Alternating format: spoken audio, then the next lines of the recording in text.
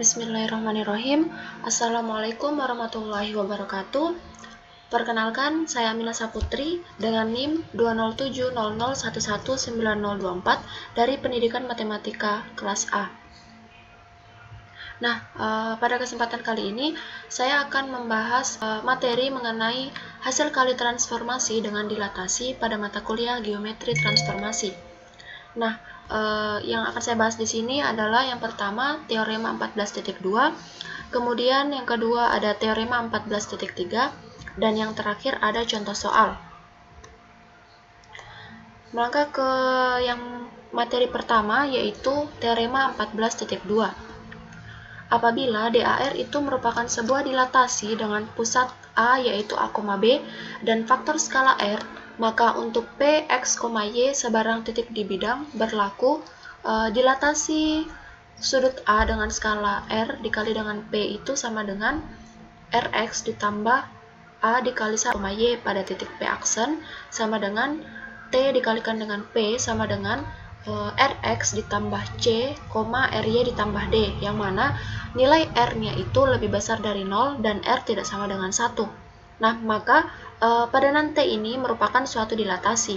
Untuk menentukan pusat dari dilatasi yang dimaksud, maka kita mengubah nilai C dan D menjadi C sama dengan C per 1 dikurang R dikali dengan 1 dikurang R, dan D-nya itu sama dengan D per 1 dikurang R dikali 1 dikurang R. Dengan demikian, kita peroleh padanan T yang tadi itu menjadi TP sama dengan Rx ditambah C per 1 dikurang R dikali 1 dikurang R, Ry ditambah D per 1 dikurang R dikali 1 dikurang R. Nah, berdasarkan teorema 14.2, maka pusat dilatasi T itu kita peroleh C per 1 dikurang R, D per 1 dikurang R. Selanjutnya, teorema 14.3. Hasil kali dua dilatasi adalah sebuah dilatasi. Buktinya, andaikan diketahui dilatasi sudut A dengan skala R dan dilatasi sudut B dengan skala S. Kita pilih sebuah sistem koordinat ortogonal dengan garis AB sebagai sumbu X dan titik asal kita pilih di titik A. Nah, andaikan titik B itu adalah B,0 dan A itu adalah 0,0. Seperti yang terlihat di gambar, yang mana di sini A itu merupakan titik asalnya, yaitu titik 0,0, X-nya 0 dan Y-nya 0. Kemudian untuk titik B itu adalah B,0, di mana X-nya itu adalah B dan Y-nya itu adalah 0. Selanjutnya, apabila P sama dengan X, Y, maka dilatasi sudut A dengan skala R dikali P itu adalah sama dengan Rx, Ry, dan dilatasi sudut B dengan skala S dikali P itu sama dengan Sx ditambah B dikali 1 dikurang S, Sy. Jadi, apabila kedua dilatasi ini dikalikan, maka kita peroleh dilatasi sudut B dikali S dikali dengan Rx, Ry, maka sama dengan S dikali Rx ditambah B dikali 1 dikurang S, S dikali Ry. Apabila Rs tidak sama dengan 1, kita dapat menulis dilatasi sudut B dengan skala S dikali dengan dilatasi sudut A dengan skala R dikalikan dengan P sama dengan Rs dikali X ditambah B dikali 1 dikurang S per 1 dikurang Rs dikali dengan 1 kurang Rs, Rs dikalikan dengan Y. Jadi, hasil kali kedua dilatasi ini merupakan sebuah dilatasi dengan pusat yaitu B dikali 1 dikurang S per 1 dikurang Rs, 0. Sehingga hasil kali dilatasi yang berpusat di C dengan faktor skala Rs itu apabila Rs-nya sama dengan 1 dan A itu tidak sama dengan B, maka B itu tidak sama dengan 0. Jika P sama dengan X, Y, maka kita peroleh dilatasi sudut B dengan skala S dikali dengan dilatasi sudut A dengan skala R sama dengan X ditambah B dikali 1 dikurang S, Y. Ini berarti bahwa kedua dilatasi yang telah kita kalikan tadi itu merupakan suatu translasi dengan arah yang sejajar dengan garis AB. Nah, dari teorema ini kita memperoleh beberapa akibat. Yang pertama, apabila dilatasi sudut A dengan skala R dan dilatasi sudut B dengan skala S, apabila kita kalikan kedua dilatasi ini, maka ini merupakan sebuah dilatasi sudut C dengan skala RS, dengan C itu merupakan elemen garis AB apabila RS-nya itu sama dengan 1. Nah, untuk RS tidak sama dengan 1, maka hasil kali dua dilatasi itu merupakan suatu translasi yang sejajar dengan garis AB.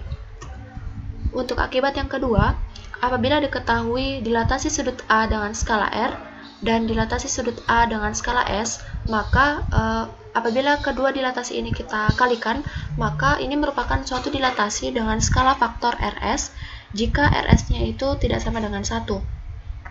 Nah, lain lagi apabila RS-nya itu sama dengan 1, maka hasil kali dari kedua dilatasi ini merupakan transformasi identitas. Untuk akibat yang ketiga, untuk sebuah dilatasi sudut A dengan skala R berlaku D inverse AR1 sama dengan DA seper R. Apabila diketahui dua dilatasi yaitu dilatasi sudut A dengan skala R dan dilatasi sudut B dengan skala S, lalu bagaimana cara menentukan pusat dilatasi dari hasil kali kedua dilatasi tersebut?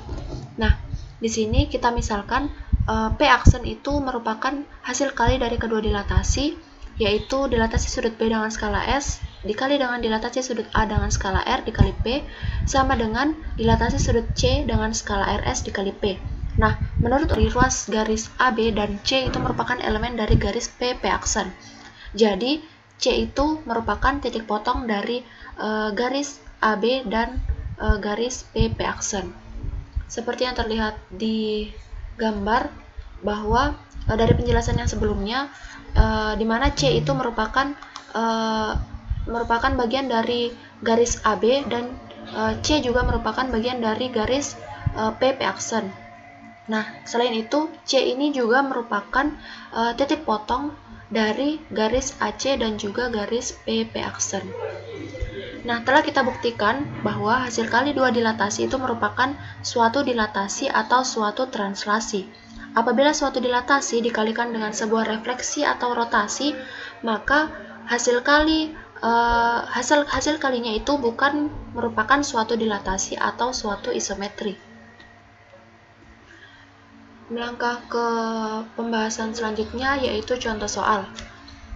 Nah, di sini soalnya apabila dilatasi sudut A dengan skala R itu merupakan suatu dilatasi, apakah D inverse AR1 itu juga merupakan dilatasi?